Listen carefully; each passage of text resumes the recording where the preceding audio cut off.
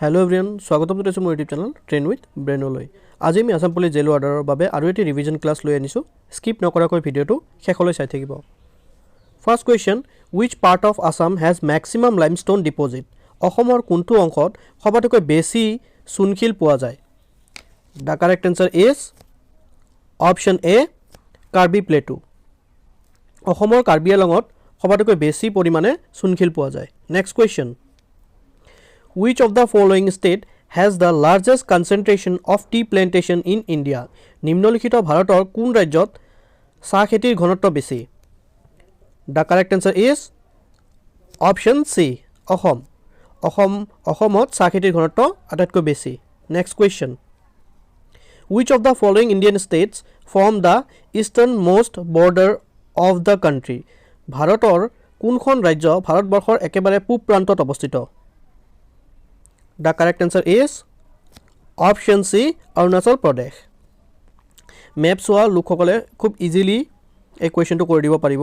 সেইকাৰণে মই মেপ চাব কওঁ। খুব আপোনালোকে জিঅ'গ্ৰাফিৰ কুৱেশ্যন মেপ চাই পঢ়িব, তেতিয়া মনতো থাকিব আৰু এনচাৰবিলাক অতি সহজে টিক কৰিব পাৰিব। অৰুণাচল ভাৰতৰ একেবাৰে পূব প্ৰান্তত অৱস্থিত। Next question, Pradhan Mantri Ujjwala Yojana was launch on. Pradhan Mantri Ujjwala Yojana কেতিয়া উদ্বোধন কৰা হৈছিল? The correct answer is option B, 1 মে 2016। 1 মে 2016 চনত প্ৰধানমন্ত্ৰী উজ্জ্বল যোজনা উদ্বোধন কৰা হৈছিল। প্ৰধানমন্ত্ৰী নৰেন্দ্ৰ মোদীয়ে কৰিছিল আৰু এইটো LPGৰ লগত জড়িত আছিল। LPG গেছ চিলিণ্ডাৰৰ লগত জড়িত আছিল। Next question, where is the headquarter of International Olympics? আন্তৰ্জাতিক অলিম্পিকৰ মুখ্য কাৰ্যালয় ক'ত আছে? The correct answer is option A, লিউচেন। আন্তৰ্জাতিক অলিম্পিকৰ মুখ্য কাৰ্যালয় লিউচেনত অৱস্থিত। আৰু ডুবাইত কি অৱস্থিত? আবু ডুবাইত ICCৰ headquarter.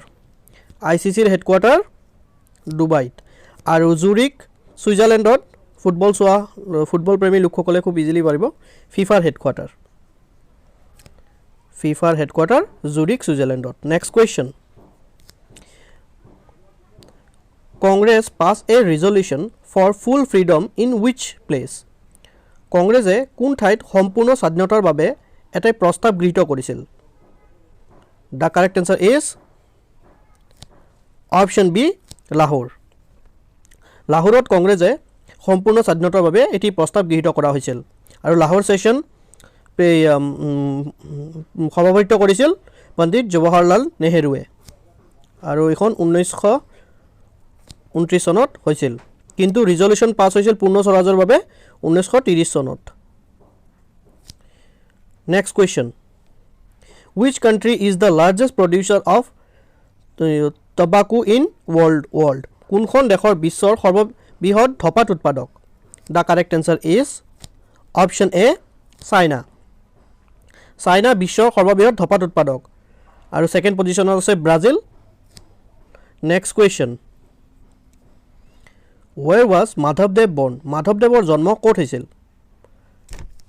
The correct answer is, আমি সকলোৱে জানো মাধৱদেৱৰ জন্ম লেটেকুপুখুৰীত হৈছিল আৰু বৰদোৱাত শ্ৰীমন্ত শংকৰদেৱৰ জন্ম হৈছিল, বৰদোৱাৰ আলিপুখুৰীত। Next question, the oldest oil field in India is in? ভাৰতৰ আটাইতকৈ পুৰণি তৈল ক্ষেত্ৰটো হৈছে? The correct answer is option A, Digboi. ভাৰতৰ আটাইতকৈ পুৰণি তৈল ক্ষেত্ৰটো হৈছে ডিগবৈ আৰু ডিগবৈত কেতিয়া স্থাপন কৰা হৈছিল? তৈল ক্ষেত্ৰটো 1901 চনত আৰু 1901 চনতে কটন কলেজ নিৰ্মাণ কৰা হৈছিল। Next question, which relief features protect Assam from cold polar wind in winter? কোনটো ভৌগোলিক অৱয়ৱে অসমক শীতল হিম বতাহৰ পৰা ৰক্ষা কৰে? The correct answer is option D, Himalaya. হিমালয়ে অসমক শীতল হিমবাহৰ পৰা ৰক্ষা কৰে। Next question, what forms the southern boundary of Kaziranga national park? কাজিৰঙা ৰাষ্ট্ৰীয় উদ্যানৰ দক্ষিণ সীমাত কি অৱস্থিত? The correct answer is option B, Karbi plateau. কাজিৰঙাৰ দক্ষিণ ছাইডত কাৰ্বি পাহাৰ অৱস্থিত। Next question, in which year Assam oil company was form? কিমান চনত আছাম অইল কোম্পানী প্ৰতিষ্ঠা কৰা হৈছিল? The correct answer is option B, 1899 চনত আসাম অইল কোম্পানীটি প্ৰতিষ্ঠা কৰা হৈছিল next question Which department is engagement in mineral exploitation in the state of Assam? অসমৰ খনিজ সম্পদৰ অন্বেষণত কোনটো বিভাগ জড়িত হৈ আছে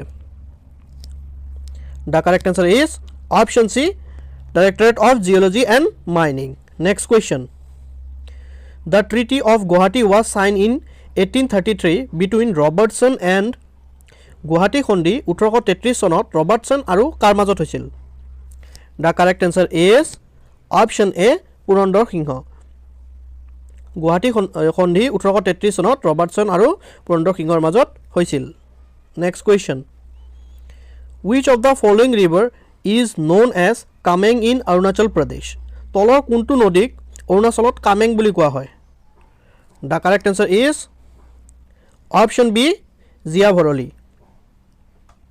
ভৰলী নদীক অৰুণাচলত কামেং বুলি কোৱা হয় Which river is known as oil river কোনখন নদীক তেলৰ নদী বুলি কোৱা হয় The correct answer is option C Niger নদীক তেলৰ নদী বুলি কোৱা হয় আৰু ইজিপ্ট চহৰক গিফট অফ নীল বুলি কোৱা হয় ইজিপ্টক গিফট অফ নীল বুলি কোৱা হয় আৰু হুৱাংহু নদী চাইনাত আছে আৰু হুৱাংহু নদীক য়েল্লো ৰিভাৰ বুলি কোৱা হয় য়েল্লো ৰিভাৰ আৰু সৰো অফ চাইনা বুলিও কোৱা হয় আৰু নীল নদী কৰ পৰা ওলাইছে সোৰ্সটো জানে আপোনালোকে ভিক্টোৰিয়া লেক ভিক্টোৰিয়াৰ পৰা নীল নদীৰ উৎপত্তি হৈছে next question Which of the following award is not associated with the field of sports নিম্নলিখিত কোনটি বঁটা খেলৰ লগত জড়িত সৰি ইয়াতে মোৰ টাইপিং কৰাত খেলৰ লগত জড়িত নহয় নট বুলি দিয়া আছে জড়িত নহয় তো অৰ্জুনা এৱাৰ্ড আমি জানো সকলোৱে খেলৰ লগত জড়িত দ্ৰোণাচাৰ্য এৱাৰ্ড খেলৰ লগত জড়িত মই আগতে ডিসকাস কৰিছো এই কোচসকলক স্পোৰ্টস কোচসকলক দিয়া হয় মেজৰ ধ্যানচন্দ এৱাৰ্ড দিয়া হয় the correct answer is option C Kalinga award আৰু Kalinga award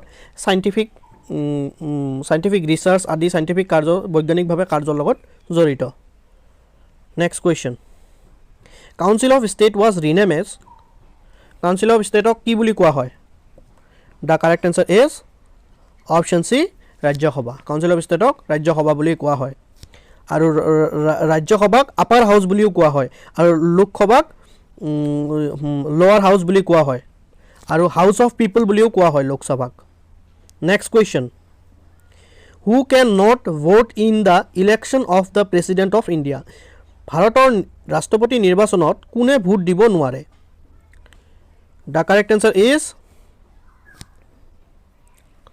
elected member of size to সৰু হৈ থাকিল ক্ষমা কৰিব মোক elected member of Lok Sabha দিব পাৰে elected member of Rajya Sabha দিব পাৰে elected member of legislative council নহয় The correct answer is elected member of legislative council বিধান পৰিষদ এই পৰিষদৰ স্পেলিংটো মনত ৰাখিব বিধান পৰিষদে কেতিয়াও ৰাষ্ট্ৰপতি ইলেকশ্যনত ভোট দিব নোৱাৰে বাকি বিধান legislative assembly দিব পাৰে Next question. Central Rice Research Institute ক'ত অৱস্থিত The correct answer is option A Cuttack Central Rice Research Institute Cuttackত অৱস্থিত আৰু কলিকতাত Archaeological Site of India আৰু কাৰ্নালত National Dairy Research Institute অৱস্থিত আৰু ৰাজামুন্দ্ৰীত Central Tobacco Research Institute অৱস্থিত Thank you everyone আমাৰ ভিডিওটো যদি আপোনালোকৰ ভাল লাগিছে প্লিজ লাইক শেয়াৰ আৰু সাবস্ক্ৰাইব কৰিব আমাৰ YouTube চেনেলটি